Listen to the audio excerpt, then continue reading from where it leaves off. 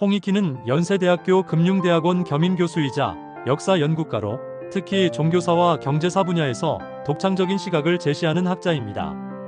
그는 세종교 이야기를 통해 아브라함이라는 공통 조상을 둔 유대교, 기독교, 이슬람교의 탄생과 발전, 그리고 이들 간의 복잡한 관계사를 약 4000년에 걸쳐 추적합니다.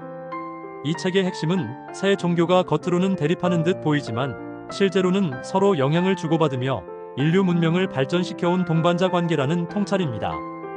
저자는 종교적 편견을 넘어 인류 문명사의 거대한 흐름을 이해하도록 돕습니다.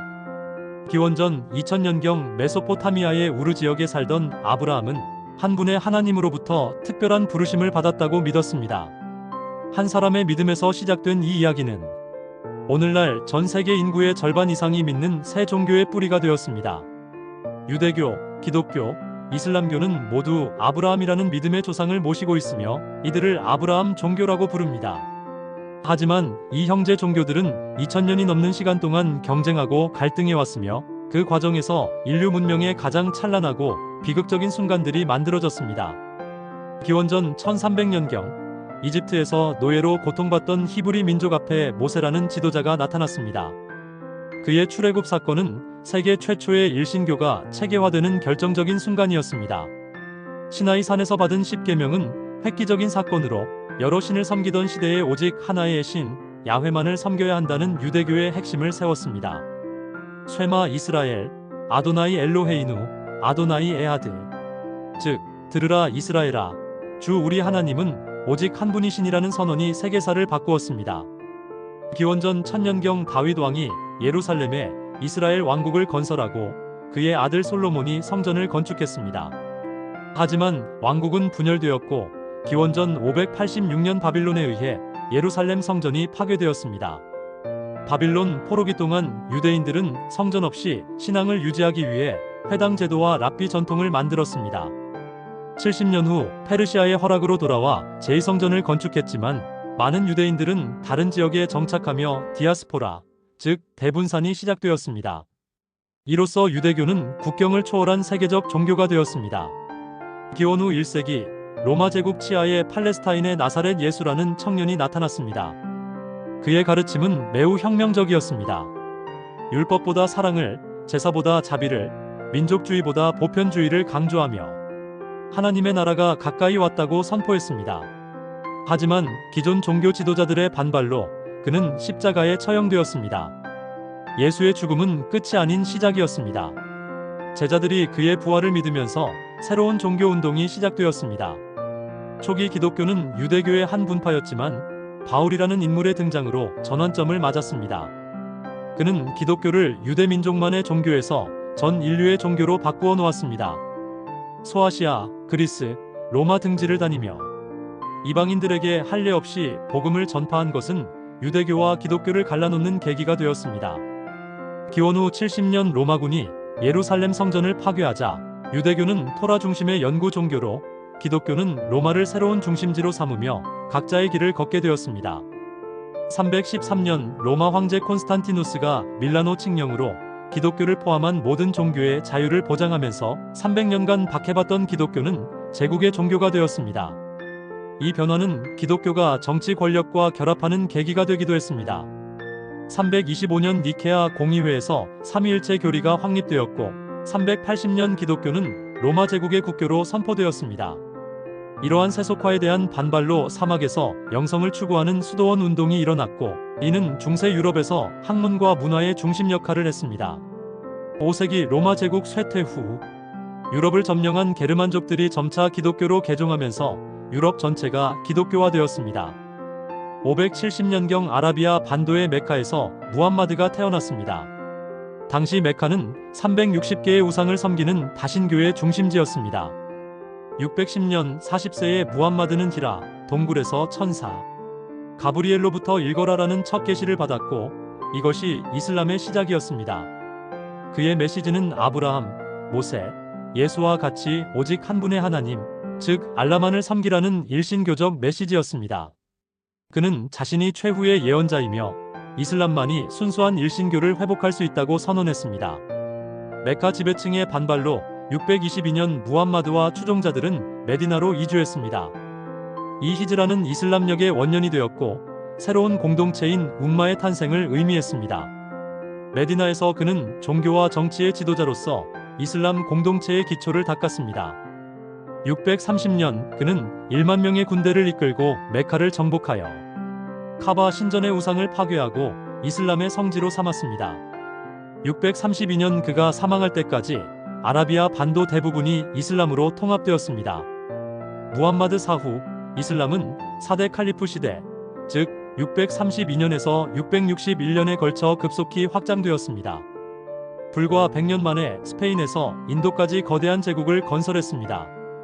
637년 예루살렘에 입성한 이슬람은 기독교도들의 생명과 재산을 보장하는 관용 정책을 폈지만 솔로몬 성전터에는 돔 오브 더 락을 건설했습니다. 이는 같은 장소를 두고 새 종교가 서로 다른 종교적 의미를 부여하게 된 상징적 사건이었습니다. 732년 투르마이너스 푸아티의 전투에서 이슬람군이 패배하며 유럽의 이슬람화는 저지되었고 750년 수도를 바그다드로 옮긴 아바스 왕조는 이슬람 문명의 황금기를 열었습니다. 1095년 11월 27일 교황 우르바누스 2세가 하나님이 원하신다 고 외치며 십자군 전쟁이 시작되었습니다. 이는 단순한 종교 전쟁이 아닌 정치, 경제, 사회적 요인이 복합적으로 작용한 결과였습니다. 1909년 7월 15일 예루살렘을 점령한 십자군은 무슬림과 유대인들을 대학살하며 이슬람 세계에 깊은 상처를 남겼습니다. 이 사건은 이후 200년간 이슬람과 기독교의 관계를 규정했습니다. 12세기 중반 살라딘이라는 지도자가 분열된 이슬람 세계를 통합하여 1187년 예루살렘을 재탈환했습니다. 그는 십자군과 달리 기독교도들의 생명을 보장하는 관용을 보였습니다. 십자군 전쟁은 종교 갈등을 심화시켰지만 동시에 유럽이 이슬람의 선진 문명을 접하며 르네상스의 토대를 마련하는 계기가 되기도 했습니다. 8세기에서 13세기 사이 이슬람 세계는 학문의 황금기를 누렸습니다. 바그다드의 지혜의 집에서는 그리스, 페르시아, 인도의 고전들이 아랍어로 번역되었습니다. 이슬람 학자들은 번역에 그치지 않고 그리스 철학을 이슬람 신학과 결합시켜 새로운 철학 체계를 발전시켰습니다.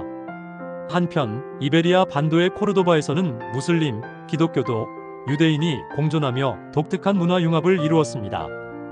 12세기 톨레도의 번역원을 통해 그리스 마이너스 아랍 철학이 라틴어로 번역되었고 이는 유럽의 르네상스를 가능하게 한 핵심 요인이었습니다. 이처럼 중세시대에는 종교적 대립 속에서도 활발한 지적 교류가 이루어졌습니다.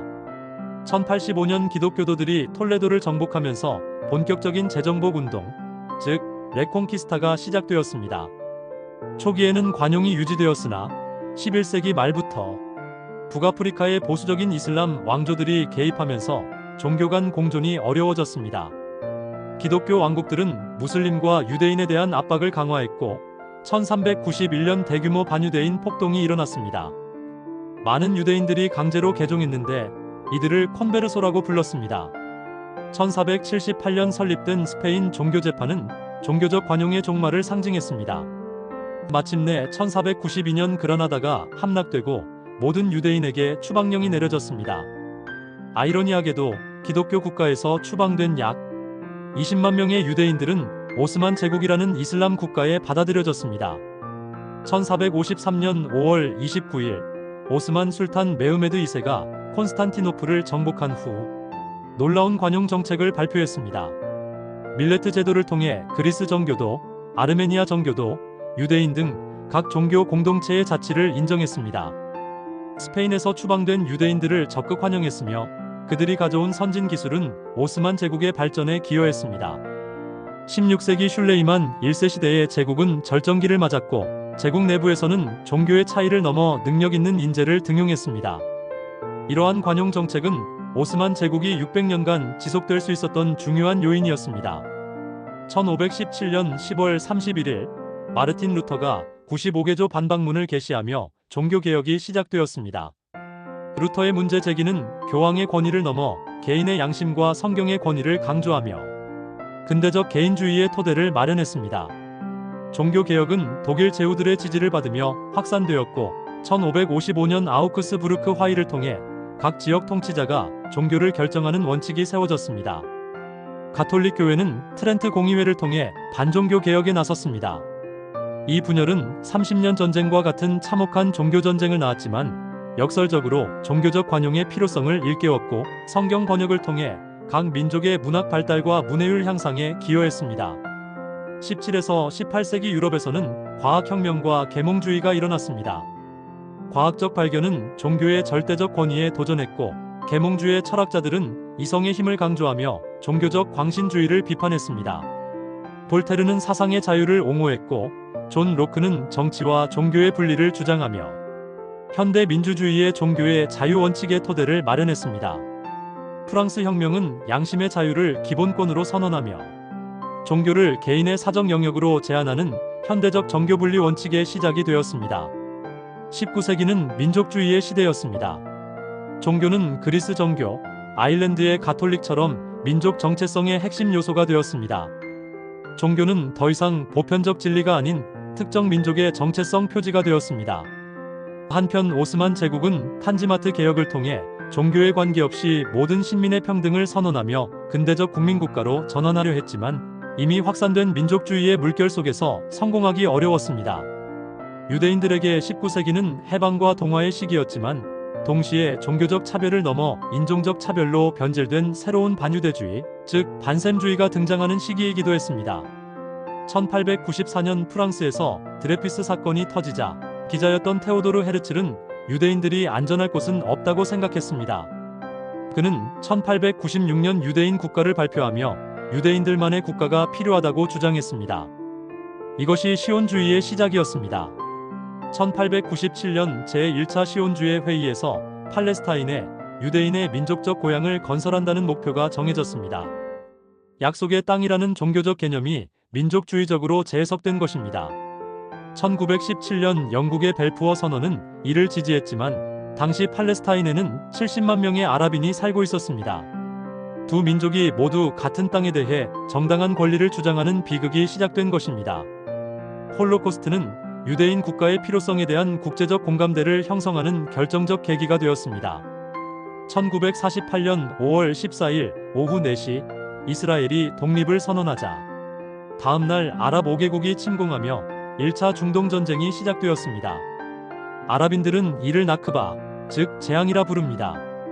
이 전쟁으로 75만 명의 팔레스타인 난민이 발생했습니다. 1967년 6일 전쟁에서 이스라엘이 동예루살렘을 포함한 약속의 땅 대부분을 점령하자 종교적 시온주의가 강화되며 유대인 정착촌 건설이 본격화되었습니다.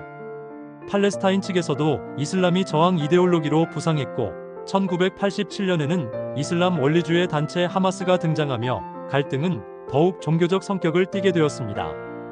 1993년 오슬로 협정으로 평화의 희망이 보였지만 1995년 라빈 총리가 종교적 시온주의자에 의해 암살되면서 위기에 빠졌습니다. 2001년 9월 11일 알카에다가 뉴욕 세계무역센터와 펜타곤의 테러를 자행했습니다. 오사마 빈 라덴은 이를 이슬람 성지를 더럽히는 십자군에 대한 전쟁이라고 설명했습니다. 이 9/11 테러는 세계화 시대의 종교 갈등이 가진 파괴력을 보여주었습니다. 미국의 조지 W 부시 대통령 또한 초기에 십자군이라는 표현을 사용하며 갈등을 심화시켰습니다. 사무엘 헌팅턴의 문명 충돌론이 현실화되는 듯 보였지만 이는 복잡한 현실을 지나치게 단순화했다는 비판도 받았습니다. 2014년 ISIS의 등장은 극단적인 이슬람주의가 새로운 위협이 되었음을 보여주었습니다. 21세기 새 종교는 세속화, 다종교 사회, 근본주의 등 새로운 도전에 직면하고 있습니다. 유럽에서는 세속화가 빠르게 진행되는 동시에 이민자 유입으로 다종교화되면서 새로운 사회 갈등이 발생하고 있습니다. 한편 종교 간 대화 노력도 계속되고 있습니다. 제2차 바티칸 공의회 이후 가톨릭 교회는 타 종교의 개방적인 태도를 보였고 이슬람 온건파 학자들과의 대화도 지속되고 있습니다. 2019년 교황 프란치스코와 대이맘 아메드 알타이밥이 인류의 형제를 위한 문서에 서명한 것은 역사적인 화해의 상징이었습니다. 4000년 전 한 사람의 믿음에서 시작된 이야기는 오늘날까지 이어지고 있습니다. 유대교, 기독교, 이슬람교는 때로는 갈등했지만 서로에게서 배우며 함께 발전해왔습니다. 안달루시아나 오스만 제국의 역사에서 보듯 평화로운 공존이 불가능한 것만은 아닙니다. 중요한 것은 차이를 인정하면서도 공통점을 찾는 노력입니다. 세 종교 모두 한 분의 하나님을 믿고 사랑과 정의, 평화를 추구한다는 공통의 가치를 바탕으로 대화할 때 희망을 찾을 수 있습니다. 종교가 갈등의 원인이 될 수도 있지만 화해의 도구가 될 수도 있다는 점을 기억해야 합니다. 아브라함의 후예 드린 세 종교의 이야기는 아직 끝나지 않았으며 지금도 우리 모두에 의해 쓰여지고 있습니다. 본 영상에서 사용된 책의 내용은 저작권법상 공정 이용을 목적으로 인용되었습니다. 영상의 핵심 내용은 책 내용의 요약이나 비평이며 원작 전체를 대신할 수 없습니다. 저작권 소유자의 요청이 있을 경우 즉시 조치를 취하겠습니다.